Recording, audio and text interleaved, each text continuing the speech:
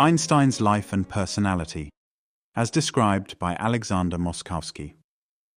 We know from the biographies of great thinkers that they seldom personify the character of a dramatic ideal. They are not heroes of fiction who pass through complex experiences and struggle with mysterious problems of existence that may unduly excite the imagination of observers. Whoever follows their development remarks in the majority of cases the predominance of the inner life, the course of which is discoverable only by study of their works, no clue being given in the confusion of ordinary exterior manifestations. An eminent man of thought, whose energies are concentrated on mental effort, rarely finds time to present in addition an interesting figure in the epic sense.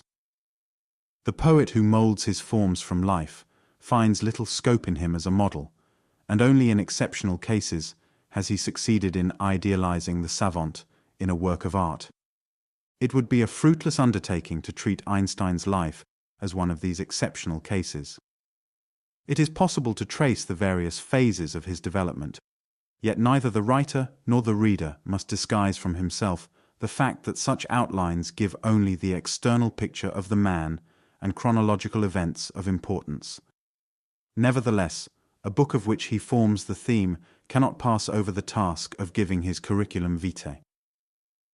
And if it should partly appear aphoristic and disjointed, it must be borne in mind that this account originated from conversations and scraps of conversation that touched on various episodes of his life, according as they had a bearing on the subject under discussion. The story of Einstein's life begins at Ulm, the town which possesses the highest building in Germany. Gladly would I stand on the belfry of the Ulm Cathedral in order to obtain a general survey of Einstein's youth. But the view discloses nothing beyond the bare fact that he was born there in March 1879. The detail which has already been mentioned above, namely that it was something physical that first arrested the child's attention, remains to be noted. His father once showed the infant, as he lay in his cot, a compass, simply with the idea of amusing him, and in the 5-year-old boy the swinging metal needle awakened for the first time the greatest wonderment about unknown cohesive forces, a wonderment that was an index of the research spirit that was still lying dormant in his consciousness. The remembrance of this psychical event has a significant meaning for the Einstein of today. In him, all the impressions of early childhood seem to be still vivid, the more so as all other physical occurrences, such as the falling of an unsupported body, left no impression on him. His attention was fixed on the compass, and the compass alone. This instrument addressed him in oracular language, indicating to him an electromagnetic field that was in later years to serve him as a domain for fruitful research. His father, who had a sunny, optimistic temperament and was inclined towards a somewhat aimless existence, at this time moved the seat of the family from Ulm to Munich. They here lived in a modest house, in an idyllic situation and surrounded by a garden. The pure joy of nature entered into the heart of the boy, a feeling that is usually foreign to the youthful inhabitants of cities of dead stone. Nature whispered song to him, and at the coming of the springtide infused his being with joy, to which he resigned himself in happy contemplation. A religious undercurrent of feeling made itself manifest in him, and it was strengthened by the elementary stimulus of the scented air, of buds and bushes, to which was added the educational influence of home and school.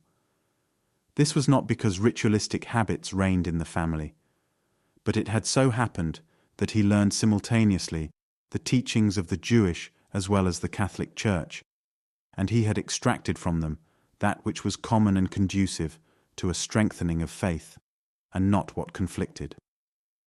Youthful impetuosity, which in boys of a similar age usually expresses itself in rash enterprises and loose tricks, did not appear in him. His spirit was adjusted to contemplation, and an inborn fatalism, diffused with a supersensuous element appertaining to dreams, restrained him from responding to external impulses. He reacted slowly and hesitatingly, and he interpreted what his senses offered him, and all the little experiences of early days, in terms of a reverence reflected from within. Words did not easily rise from his lips, and measured by the ordinary scale of rapidity of learning and readiness in answering questions, he would scarcely have been judged to possess unusual gifts.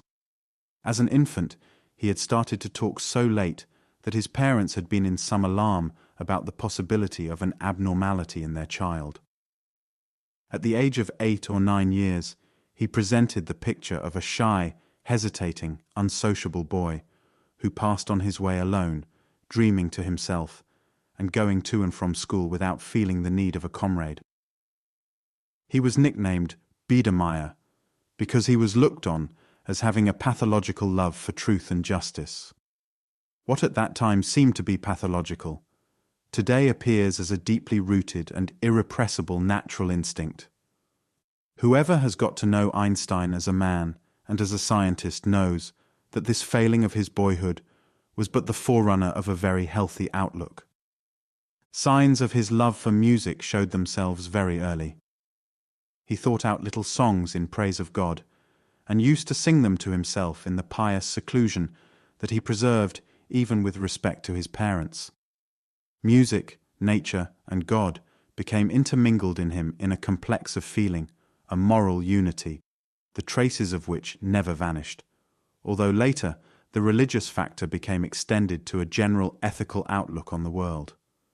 At first he clung to a faith free from all doubt, as had been infused into him by the private Jewish instruction at home and the Catholic instruction at school.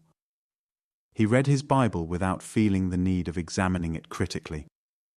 He accepted it as a simple moral teaching and found himself little inclined to confirm it by rational arguments, inasmuch as his reading extended very little beyond its circle.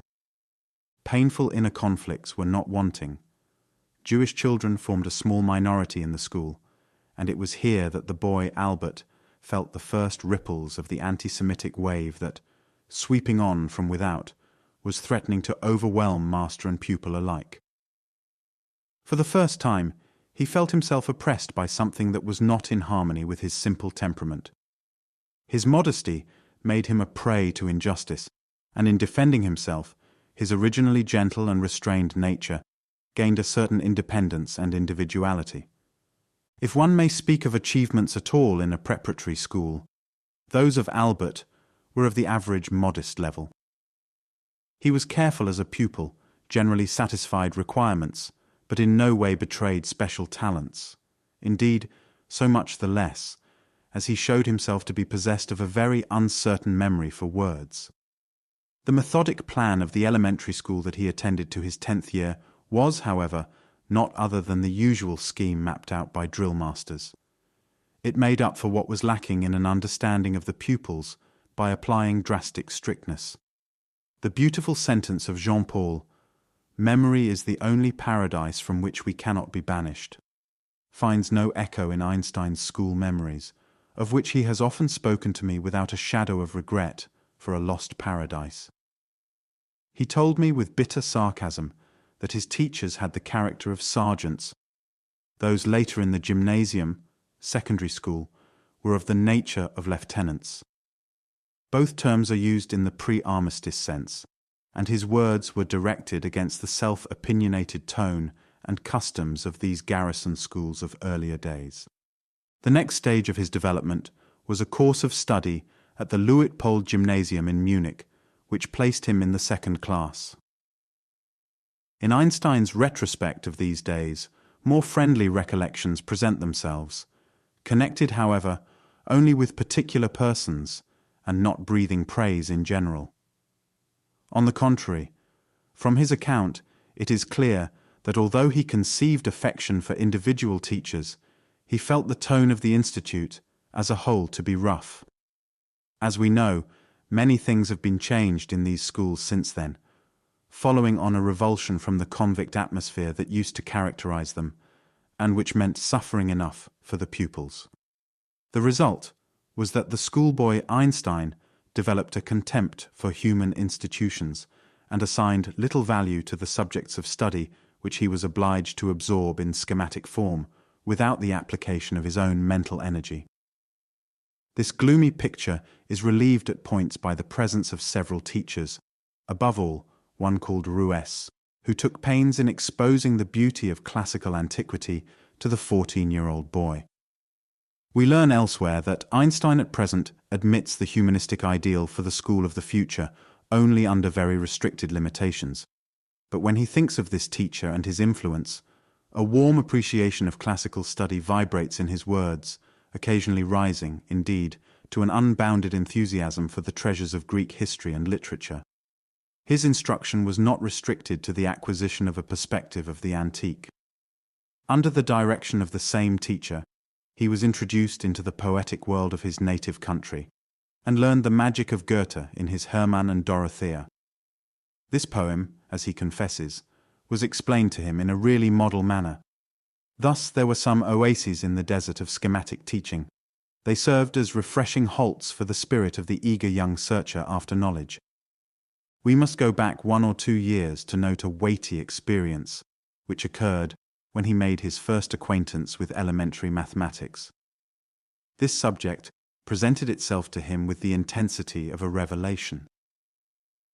It did not happen in the ordinary course of schoolwork, but was due to a sort of wizard-like inquiring inner spirit that plied him with questions and that gave him inward thrills of joy when he found a sharp-witted solution. From the very beginning, Albert proved himself to be a good solver of problems, even before he achieved an arithmetical virtuosity, and before he knew the technique of equations. He helped himself by means of little tricks, experimented roundabout inventions, and was happily excited when they led to the goal. One day, he asked his uncle, Jacob Einstein, an engineer who lived in Munich, a certain question. He had heard the word algebra, and surmised that his uncle would be able to explain the term to him. Uncle Jacob answered, "Algebra is the calculus of indolence. If you do not know a certain quantity, you call it x and treat it as if you do know it. Then you put down the relationship given and determine this x later."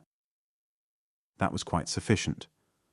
The boy received a book containing algebraic problems that he solved all alone in accordance with this not exhaustive but expedient direction.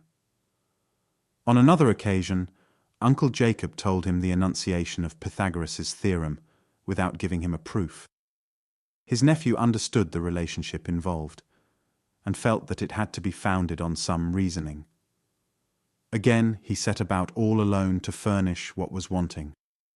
This was, however, not a case for the calculus of indolence with an x that was to be determined. Here it was a question of developing a facility for geometric argument, such as very few possess at such an early stage of development. The boy plunged himself for 3 weeks into the task of solving the theorem, using all his power of thought. He came to consider similarity of triangles, by dropping a perpendicular from one vertex of the right-angled triangle onto the hypotenuse, and was thus led to a proof for which he had so ardently longed. And although it concerned only a very old, well-known theorem, he experienced the first joy of the discoverer. The proof that he had found proved that the ingenuity of the worrying young mind was awakening. A new world was opened for him when he made the acquaintance of A. Bernstein's comprehensive popular books on scientific subjects. This work is looked on nowadays as being somewhat antiquated and, in the eyes of many a professional scientist, has sunk to the level of a pseudo-scientific shocker. Even when Einstein as a boy made explorations in it, there were signs of rust and decay in the work, for it originated in the 50s of the previous century and in point of subject matter had long been transcended. Yet it could be read then, and even now, as a story containing thousands of interspersed physical, astronomical and chemical wonders, and for the boy Einstein it came to be a true book of nature, which presented to his mind, greedy for knowledge, as much as it did to his imagination. Other vistas were opened up to him by Buchner's Kraft und Stoff Force and Substance, a book the cheapness of which he could not yet discern, but which called up wonder in him without rousing his criticism. In addition, his attention was chiefly occupied by a handbook of elementary planimetry, containing an abundance of geometrical exercises, which he fearlessly attacked, and within a very short time solved almost in their entirety. His delight grew when he ventured into the difficulties of analytical geometry and infinitesimal calculus, quite apart from the curriculum of his schoolwork. Lubson's textbook had fallen into his hands, and these directions sufficed for his audacious spirit.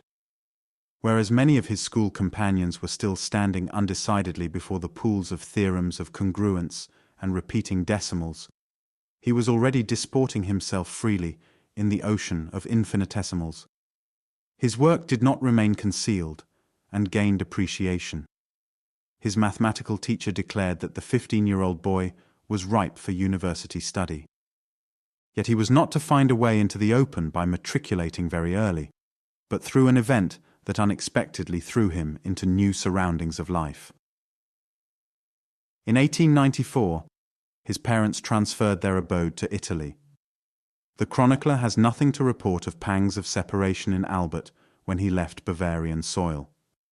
He was glad to get away from the drill academy, Luitpold, and, as an inhabitant of Milan, he enjoyed the change in his existence and was not encumbered by attacks of homesickness. All in all, he had felt himself in an unhappy position under school compulsion in Munich, in spite of the mathematical delights he had provided for himself, and in spite of the rapturous moments that musical revelations had created for him since his 12th year. Defiance and distrust against outside influences had remained active in him, as forces that did not allow the happy disposition proper to his age to assert itself. But now the fetters had fallen, and the pent-up joy of life burst forth as if through opened sluices. The sun and landscape of the South, Italian manners of life, art freely displayed in the marketplace and on the street, realized for him dream pictures that had appeared to him earlier during the hours of oppression. Whatever he saw, felt, and experienced lay outside the ordinary course of his life, awakened his sense for natural and human things, and set his spirit free from all bonds. There was no question of his going to school in the first 6 months. He enjoyed complete freedom, occupied himself with literature, and undertook extended excursions. Starting from Pavia, he wandered all alone over the Apennine to Genoa. Whilst he was being intoxicated with the sublime alpine landscape, he came into contact with the lower stratum of the people, who aroused his deepest sympathy. The tour took him over a short stretch of the Italian Riviera, the beauties of which, as depicted by Böcklin, do not seem to have revealed themselves to him. At that time he was probably subject to a feeling of upward striving, such as possessed Zarathustra. With all their joys and inspirations, the experiences in Italy remained but a short episode. Einstein resolved on a new tour, which was not without a professional purpose. He made a pilgrimage to Switzerland with the intention of studying mathematics and physics at the Zurich Polytechnical Institute. But he was not to be successful in his first effort to gain entrance. The conditions of entry required a standard in descriptive sciences and modern languages that he had not yet reached. So he turned to Aarau, where he was allowed to extend his knowledge with the help of excellent methods at the Canton School. Even at the present day, Einstein talks with extreme enthusiasm of the organization of this model school that corresponds in rank approximately to a German real gymnasium or an English grammar school. There was nothing to remind him of the continual manipulation of the scepter of authority at the Luitpold school barracks. He easily obtained his leaving certificate, and now the portals of the Zurich Polytechnicum were open for him. He himself was probably not aware that he carried a marshal's baton in his own mathematical equipment. But, in looking back, we come across astounding things. For it is a fact that even in the pupil at Aarau, problems had taken root that already lay in the vanguard of research at that time. He was not yet a finder, but what he sought as a 16-year-old boy was already stretching into the realms of his later discoveries. We have here simply to register facts and to abstain from making an analysis of his development, for how are we to trace out the intermediate steps and to discover the sudden phases of thought that lead a very young Canton pupil to feel his way into a still undiscovered branch of physics?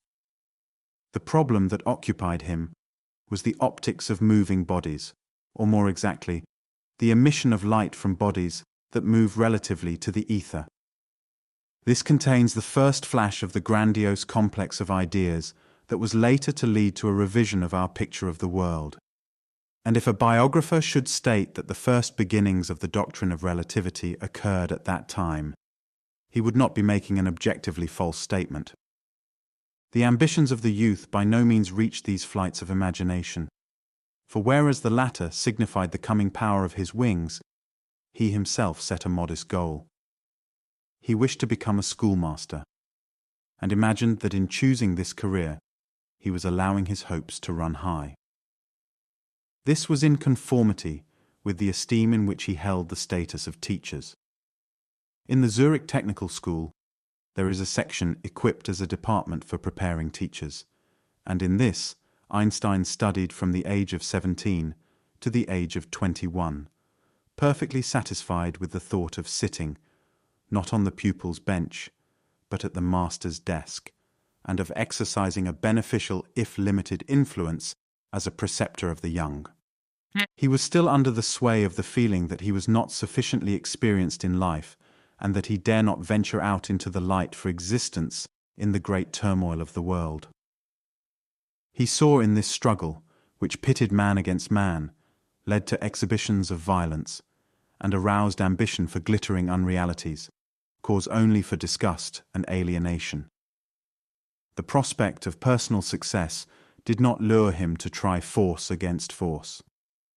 Thus, for the time being, it was his ideal to lead a very modest existence. From various quarters, he had been given hopes of a position as assistant to some professor of physics or mathematics. But for unknown reasons, he was everywhere refused. These apparently obscure grounds, it must be said with regret, become clearer when we bear in mind his confession of faith. Nor did his hopes of teaching at a gymnasium seem near fulfillment, as certain conditions of birth raised obstacles. In the first place, he was not a Swiss. In fact, since his stay in Milan, he was without a nationality at all in the bureaucratic sense. And then he had no personal connections, without which, at least at that time, there was no chance of progress even for a talented person. Yet the young student who was entirely without protection of any sort had to overcome the cares and satisfy the needs of daily life. He could not rely on material help from his parents, who themselves lived in restricted circumstances, and thus we find him a little later in Schaffhausen and Bern, where he earned a small pittance as a private tutor. He found consolation in the fact that he preserved a certain independence, which meant the more to him as his instinct for freedom led him to discover the essential things in himself. Thus earlier too, during his studies at Zurich, he had carried on his work in theoretical physics at home, almost entirely apart from the lectures at the Polytechnic, plunging himself into the writings of Kirchhoff, Helmholtz, Hertz, Boltzmann, and Drude. Disregarding chronological order, we must here mention that he found a partner in these studies who was working in a similar direction, a Southern Slavonic student, whom he married in the year 1903. This union was dissolved after a number of years. Later, he found the ideal of domestic happiness at the side of a woman whose grace is matched by her intelligence, Elsa Einstein, his cousin, whom he married in Berlin. In 1901, after living in Switzerland for 5 years, he acquired the citizenship of Zurich, and this at last gave him the opportunity of rising above material cares. His university friend, Marcel Grossmann, lent him a helping hand by recommending him to the Swiss Patent Office, the director of which was his personal friend. Einstein occupied himself here from 1902 to 1905 as a technical expert, that is, as an examiner of applications for patents, and this position gave him the chance of moving about in absolute freedom in the realms of technical science. Whoever has a strong predilection for discovery will perhaps feel estranged to find Einstein so long in the sphere of invention. But, as Einstein himself emphasizes very strongly, both regions make great demands on clearly defined and accurate thought. He recognizes a definite relationship between the knowledge that he gained at the patent office and the theoretical results that appeared at the same time as products of intensive thought. In 1905, in the midst of his work, the storm broke loose in him with the suddenness of a hurricane. In quick succession, his mind disburdened itself of the abundance of ideas that had stored themselves up in the work of the preceding years, and these ideas signify more to us than a definite stage in the development of an individual. What physicists have come to regard as an elaboration of the heritage of Galilei and Newton had matured in him. We merely record the title of dissertations, which appeared in 1905 in the Annalen der Physik, concerning a heuristic standpoint towards the production and transformation of light, concerning the inertia of energy, the law of Brownian movement. Then the most important contribution, the electrodynamics of moving bodies, that contained the revolutionary ideas underlying the special theory of relativity. To these is to be added a dissertation for his doctorate in the same year, a new determination of molecular dimensions. In all, these represent a life work that belongs to the history of science. It was certainly some considerable time before his work began its triumphal march in the sight of the world, and it may be added that treasures were hidden in these disquisitions that were not understood till long years afterwards. Yet the youthful discoverer was not passed over without signs of friendly appreciation. He received a letter, couched in very warm terms, from the celebrated physicist Max Planck, who was a complete stranger to him at that time. It spoke in glowing words of his essay, The Electrodynamics of Moving Bodies. This letter was the first diploma, the forerunner of all the honors that later swept over him like a tidal wave. It was his intention to obtain a tutorial position at the university. An appointment to Bern was at first again hindered by certain obstacles which he would probably have overcome if he had applied himself energetically to attaining his goal. He finally received his appointment, but exercised his duties for only a very short time, as Zurich now opened her arms to him. In 1909, he accepted the position of Professor Extraordinarius there for theoretical physics, and soon assembled a grateful audience about himself.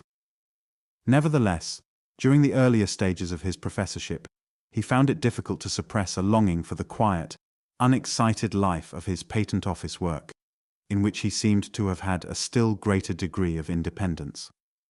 In 1911, he accepted a new appointment as Professor Ordinarius to Prague, which offered him more favorable emoluments as an inducement. In the autumn of 1912, he returned to Zurich as a professor at the Polytechnic, and in the early part of 1914, he was drawn into the strong magnetic field of the northern capital. He arrived at the Spree, and has, since then, lived among us. He is now a Swiss by nationality, a world citizen by conviction, and, professionally, a member of the Berlin Academy and attached in a lecturing capacity to the university. Here, he perfected his works on relativity, ending in the superlative elaboration of the theory of gravitation, the beginnings of which stretch back to the year 1907. He had spent 8 years in a concentrated effort of severe thought to bring it to completion, and perhaps centuries will be necessary before the world will gain a complete perspective of all the consequences of his theory. For the theory asks us to brush aside habits of thought that have claimed an hereditary position in preeminent minds. One of the foremost physicists, Henri Poincaré, had confessed as late as 1910 that it caused him the greatest effort to find his way into Einstein's new mechanics. Another whole year passed before he gave up his last doubts. Then he passed with flying colors into Einstein's camp and recommended Einstein's appointment to the professorship at Zurich, in conjunction with the discoverer of radium, Madame Curie, in an exuberant letter which may add its note of appreciation here. Herr Einstein, so wrote the great Poincaré, is one of the most original minds that I have ever met. In spite of his youth, he already occupies a very honorable position among the foremost savants of his time. What we marvel at in him, above all, is the ease with which he adjusts himself to new conceptions and draws all possible deductions from them. He does not cling tightly to classical principles, but sees all conceivable possibilities when he is confronted with a physical problem. In his mind, this becomes transformed into an anticipation of new phenomena that may someday be verified in actual experience. The future will give more and more proofs of the merits of Herr Einstein, and the university that succeeds in attaching him to itself may be certain that it will derive honor from its connection with the young master. We may be tempted to look back and ask whether the criteria that Wilhelm Ostwald once set up as a test of great men are verified in Einstein's case. He has certainly not broken the first and most general rule, the principle of early maturity. This showed itself clearly when his impulse towards mathematical knowledge and discovery asserted itself, and when he penetrated far into the future with his optical problems. The history of science and of art may offer more striking examples in this connection, but at any rate, in Einstein's case, the indications are sufficient to serve as a confirmation of the rule.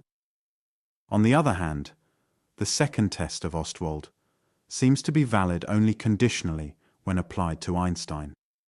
For Ostwald takes up arms against a gradual intensification of ability and proclaims it as an almost universal rule that the exceptional achievement is the privilege of quite young persons. What he achieves later is seldom as impressive as his first brilliant achievement. Thus, in Einstein's case, the exception is evident. For if we fix on only two chief discoveries, passing over many others, there is no doubt that the second, the theory of gravitation, surpasses the first, special relativity, in both range and significance. Indeed, we cannot escape from the idea of a gradual intensification, for the second discovery could come about only as a result of the first. Moreover, it is not yet night, and there is nothing to refute the assumption that there will be a further progression. Furthermore, Ostwald takes into consideration the tempo of the intellectual pulse of inspiration to divide the main types of great men into a classical and a romantic category. This classification cannot, however, be applied to Einstein. He is decidedly classical, insofar as his work seems calculated to serve later generations as a classical foundation for all mechanical investigations of the macrocosm of the heavens and the microcosm of atoms. On the other hand, his versatility, the mobility and resource of his highly imaginative mind, stamp him as a romantic spirit. His delight in teaching would also assign him to this category, for in the case of many classical spirits, there is a decided aversion to imparting instruction, so that, although we might well be able to speak of a synthesis of these two forms, it seems better to estimate Einstein, not in the light of a ready scheme, but rather as a type of which he is the unique representative. Just as the external contour of his life is on the whole regular and unbroken, so also his inner life is attuned to simplicity. Nowhere, it might almost be said, do we observe a break, a spasmodic turn, or a sudden intensification. Although he has grasped and suggested so many problems, he himself presents no psychological riddle, and we meet with no singularities in analyzing his personality. It has already been remarked several times that art plays a part in his life. What I learned from him himself about his affection for music coincides exactly with what observation clearly discloses. The expression of his countenance when he is listening to music is a sufficient indication of the resonances induced in him. He is confessedly a classicist and a sincere devotee of the revelations of Bach, Haydn, and Mozart. What fascinates and enraptures him above all is that which is directed inwards, which is contemplative and erected on a religious basis. The simple, masterful flow in musical development and invention is all important for him. The architectonic structure that we marvel at in Bach, the Gothic tendency towards heavenly heights, perhaps calls up in him sensations that emanate from his hidden wealth of constructive mathematical ideas. It seems to me that this possibility is not unworthy of remark. It suggests a reason for the fact that he gives himself up only unwillingly to the nervous strain of drama directed at emotional upheaval. He does not gladly overstep the boundary that separates the simple from the psychologically subtle, and whenever his desire to understand art requires him to venture beyond it, his appreciation is not accompanied by genuine pleasure. His subjectivity does not fix this boundary in accordance with the ordinary rules of concert aesthetics, which are actually not rules at all, but only changeable valuations and crystallizations of the feelings of certain groups of people. He gives himself up quietly and freely to what is presented, but makes no special effort to assimilate experiences to which his being does not spontaneously react. There would be no meaning in seeking to mark off the limits of his receptivity in accordance with this, and to tell him that it is too limited, and that it should be enlarged, and that he should not regard as an opinionated exaggeration what appears to others to be a deep and mighty revelation, or seems to be possessed of divine sweetness. He would be able to point out that even in the case of masters of the musical art, a change of faith was not a rare occurrence, and that they learned anew or rejected what they once idolized, and very often found no permanent haven in their own faith. Whoever, like Einstein, gives himself up to the simply contemplative and feels no impulse towards sensationalism is spared the task of learning afresh, and finds still one world left for him, even if many other worlds are inaccessible. To mention only the main features, then, neither Beethoven as a composer of symphonies nor Richard Wagner denote the pinnacles of music for him. He could live without the Ninth Symphony, but not without Beethoven's ensemble music. The number of composers and compositions which are not a necessity of life for him is very considerable. It includes the majority of romanticists, the erotically inclined school of Chopin and Schumann, which revels in sensation, and, as already mentioned, the Neo-German dramatic composers. He has much objective admiration for them, yet he does not conceal the fact that he also feels lively opposition in the gamut of his sensations. He regards the properly modern productions as interesting phenomena, and has various degrees of disapproval for them, extending to complete aversion. It costs him an effort to hear an opera of Wagner, and when he has done so, he returns home, bearing with him the leitmotif of Meister Eckhart. The lust of creatures is intermingled with bitterness. In general, he seems to take up approximately the point of view of Rossini. Wagner gives him wonderful moments, followed, however, by periods of acute emotional distress. I need hardly add that I myself, who confess to being an ultra-Wagnerite, never strove in my conversations with Einstein to make my opinion prevail against his. For I am deeply convinced that in this matter there is no question of right and wrong, and that every musical valuation represents no more than an accidental judgment dependent on one's own nature, entirely egocentric, and thus objectively of no account. Einstein also occupies himself in an active sense with music, and has developed into a very fair violinist, without claiming higher degrees of achievement. Among other things, I once heard him play the violin part of a Brahms sonata, and his performance approached concert standard. He draws a beautiful tone, infuses expression into his rendering, and knows how to overcome the technical difficulties.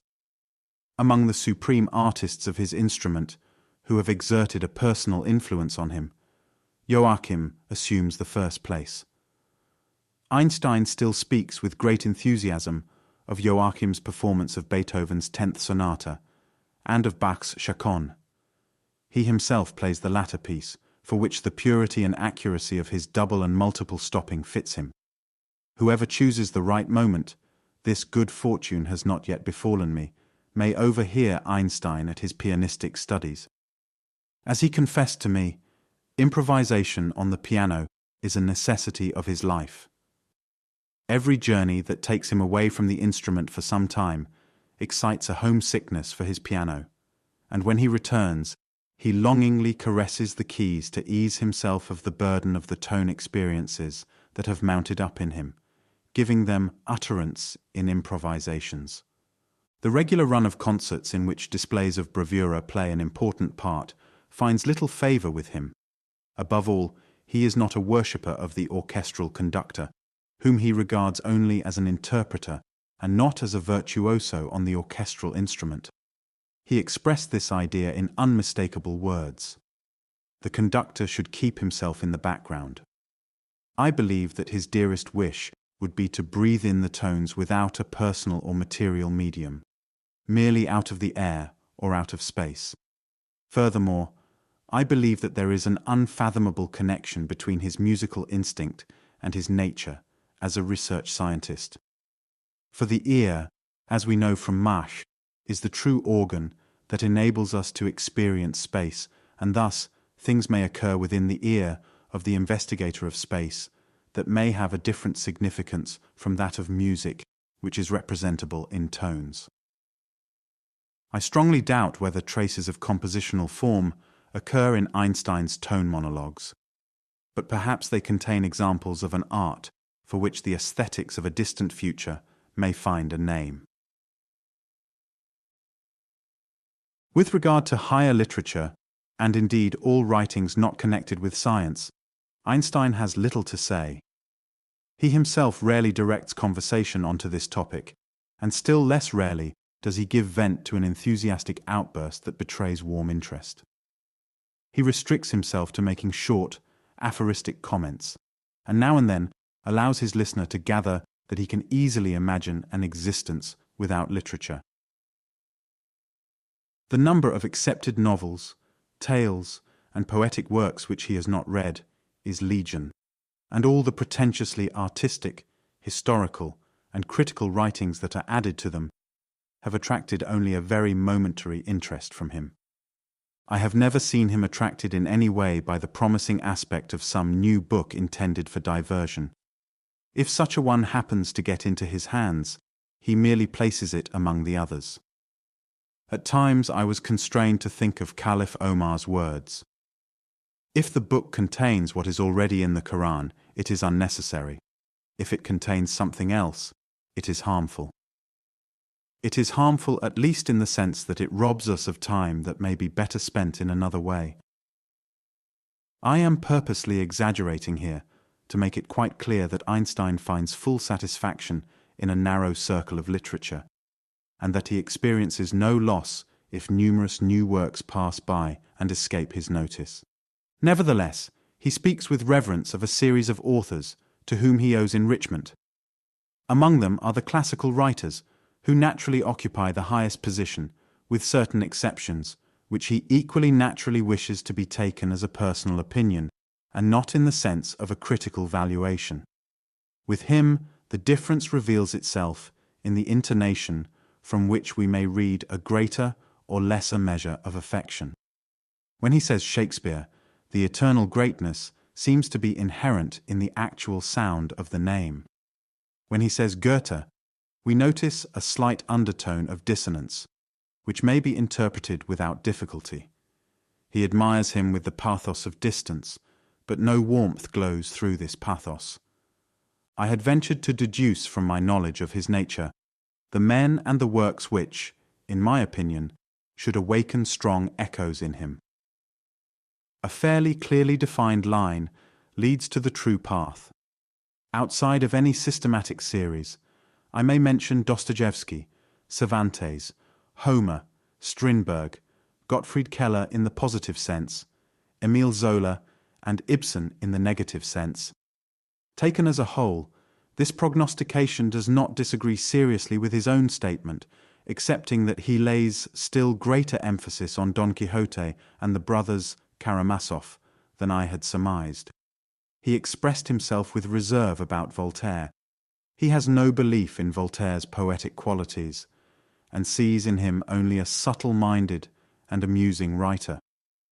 Perhaps if Einstein were to devote himself a little more intensively to Voltaire and Zola, he would assign a higher value to these related spirits.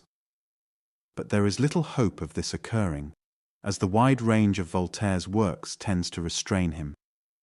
Time, which the physicist Einstein has shown to be relative, has an absolute value for him when measured in hours, and whoever seeks to persuade him to read thick volumes is not likely to gain his goodwill. Our philosophical literature is not received with acclamation by him.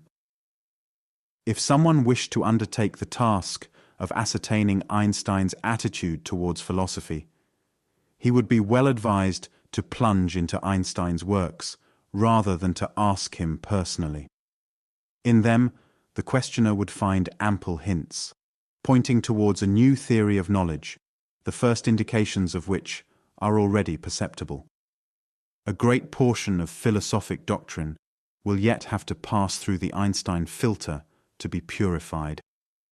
He himself, it seems to me, leaves this process of filtering mostly to other thinkers.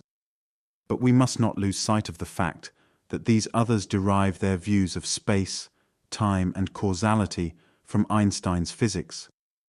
It is thus immediately evident that he does not find revelations about ultimate things in already extant literature, for the simple reason that they are not to be found there.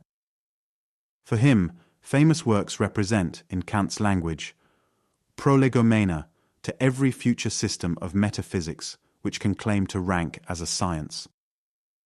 The accent is to be put on the future that has not yet become the present. He praises many, particularly Locke and Hume, but will grant finality to none, not even to the great Kant, not to mention Hegel, Schelling, and Fichte, whom he barely mentions in this connection. To Schopenhauer and Nietzsche, he assigns a high position as writers, as masters of language and moulders of impressive thoughts. He values them for their literary excellence, but denies them philosophic depth. As far as Nietzsche is concerned, whom, by the way, he regards as too glittering, Einstein certainly experiences ethical objections against this prophet of the aristocratic cult, whose views are so diametrically opposed to Einstein's own opinion of the relations between man and man. Earlier, when we were talking of classical poetry, he had particularly emphasized Sophocles as one who was dear to him. And this name leads us to the innermost source of Einstein as a man. "I am not here to hate with you, but to love with you," is the cry of Sophocles' Antigone, and this cry is the keynote of Einstein's emotional existence. I shall not give way to the temptation to follow those who, in the turmoil of the present day, refer to Einstein as a political figure. That would lead to a description of policy and party arguments that lie beyond the scope of this book. So much the less am I inclined to do so, as Einstein's convictions may be expressed very clearly without reference to schematic terms of a very elastic nature. An individuality such as his cannot be compressed into a party program. And if anyone should insist on placing him among the radicals, or on assigning him far to the left, I should suggest that it would be better to choose, instead of the classification right and left, that of above and below. I look up towards his idealism, whose altitude may perhaps be reached one day by the raising of our ethical standards, but not by means of paragraphs of laws. I have seldom heard him talk of such schematic recipes, but so much the more have I noted utterances which bore witness to a very intense and ever-present sympathy with every human creature. His program, which is written not in ink but in heart's blood, proclaims in the simplest manner the categorical imperative. Fulfill your duty to your fellow being. Offer help to everyone. Ward off every material oppression. Well then, he is a socialist, so the cry runs. If it is your pleasure to call him so, he will not deny you it. But to me, this term seems to denote too narrow limits for him. I see no contradiction in applying the term, but there is no perfect congruence. If one word is necessary, I should be rather more inclined to say that he is in the widest sense a democrat of liberal trend. For him, the state is not its own aim, nor does he imagine himself to be the possessor of a panacea. The attitude of the individual to socialism, he said, is uncertain owing to the fact that we can never ascertain clearly how much of the iron compulsion and blind working of our economic system may be overcome by appropriate institutions. And I should like to add that such institutions would scarcely have a permanent result, but that more may be expected from the ethical example of those who have the power of renunciation. Whoever realizes the motto of Antigone, "I am here to love with you," brings us nearer the goal.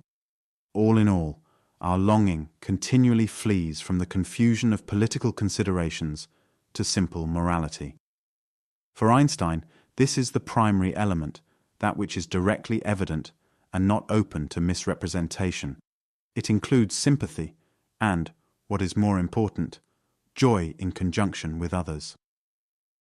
"The best that life has to offer," he once exclaimed, "is a face glowing with happiness."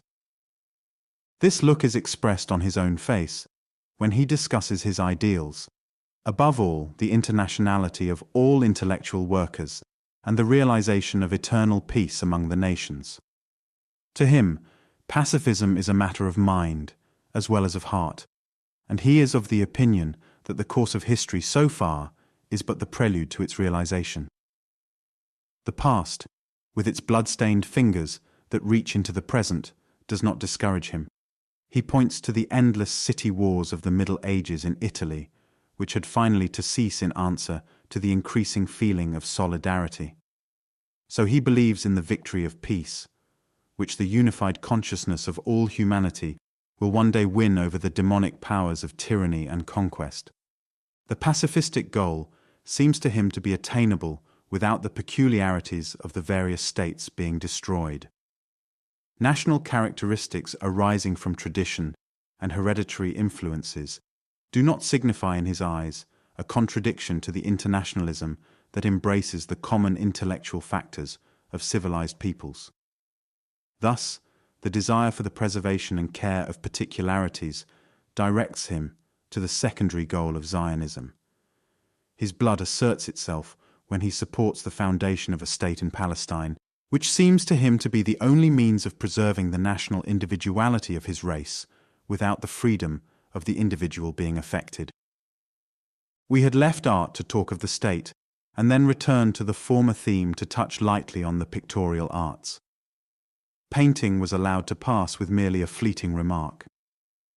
It plays no considerable part in Einstein's existence, and he would not suffer great grief if it were to vanish from the plane of culture, a consummation to which definite signs seems to point.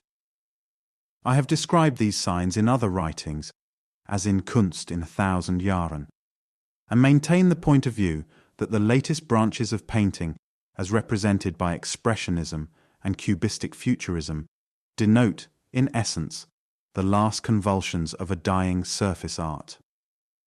And even the chief representatives of former flourishing periods are beginning to fade away, and Einstein will not be the only one who will relegate this art, as compared with music, to a lower plane among the inspired arts that bring joy to humanity. He is only more frank than others when he freely confesses that he cannot convince himself that a life without the joys of pictorial art would be hopelessly impoverished. But he bows his head to sculpture and for him, architecture is a goddess. It is again his deeply rooted piety that asserts itself when memory recalls to him the Gothic dome with its pinnacles striving towards heaven. Goethe and Schlegel have called architecture frozen music, and this picture is present in his mind when he sees Gothic architecture as frozen music of Bach. It is open to anyone to analyze this specific impression in another way by seeking the fundamental elements in which the essence of the art is to provide support for a weighty structure and to overcome gravitation. For a spirit that works with mechanics and that feels within itself the pressures and tensions occurring in external nature, architecture is a kind of statics and dynamics, transformed into a thing of beauty, a ravishing picture of his own science. Einstein has told me many a story of his travels, and these reports were characterized by an absence of definite purpose. The conception of something worth seeing in the tourist's sense does not exist for him, and he does not set out in eager pursuit of those things that are marked with 2 asterisks in Baedeker. The intense romanticism of Swiss scenery that lay within such easy reach for him has never enticed him into its magic circle, and he has nothing to do with the abysmal terrors of glaciers and the world of snow peaks. His enthusiasm for landscape beauty conforms with the behavior of the barometer. The greater the altitude, the lower the mercury. In simple contact with nature, he prefers the lesser mountains, the seashore, and extensive plains, whereas brilliant panoramic contours, like those of the Vierwoldstätter Sea, do not rouse him into ecstasy. It is unnecessary to remark that he does not arrange his living on the standard of the Grand Palace hotels en route. It is nearer the truth to picture him as a vagrant who tramps along without a sense of time and without a goal, in the fairy atmosphere of a joyous wanderer who has unconsciously adopted the old rule of Philander. Walk with a steady step. Make your burdens small. Start early in the morn and leave home all care. Am I to record the list of pleasures and hobbies that are foreign to him? The list would be very long, and I should arrive at my goal more quickly by setting his sporting tendencies equal to 0. I once suspected him of being given to aquatic sport, as I learned that he had taken part in several yachting excursions. But I was mistaken. He sails in the same way as he walks on his tours, without a set purpose, dreaming and uninterested in what is regarded by members of sailing clubs as a feat. In the negative list of his games, we see even chess, that usually exerts a strong attraction on natures with a mathematical tendency. The particular types of combination offered by this game have never tempted him, and the world of chess has remained terra incognita for him. He is just as little interested in every kind of collection, even that of books. I have seldom or never met a savant who attaches so little value to the personal possession of numerous and valuable books. This statement may be extended as far as saying that he experiences no pleasure at all in possession as such. He says so himself, and his whole manner of life proves it. There seems to me to be an element of resignation in his amiable hedonism, a kind of monkish asceticism. He never rids himself of the feeling that he is only paying a visit in this world. I do not know whether Einstein considers that his life work can be completed within the span of this visit. At any rate, he makes no attempt to extract more out of the day by following a rigid program of work than the day voluntarily offers. He does not compel himself to cover a definitely circumscribed piece of ground with chronological exactitude. There are brain workers, especially artists, who actually never shake off the fetters of the 24 hours day of work, inasmuch as they spin on the threads of daily effort into the nightly fabric of dreams. Einstein can make a pause, interrupt his work, or divert himself into side channels at leisure, and according to the demands of the hour. But dreams offer him no inspiration, and do not waylay him with problems. On the other hand, however, he is waylaid so much the more during the day by things and persons that make an assault on him.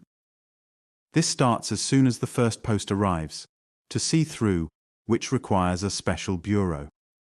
In addition to the communications of a professional or official nature, there appear innumerable letters from everywhere and anywhere asking him to grant a little of his time.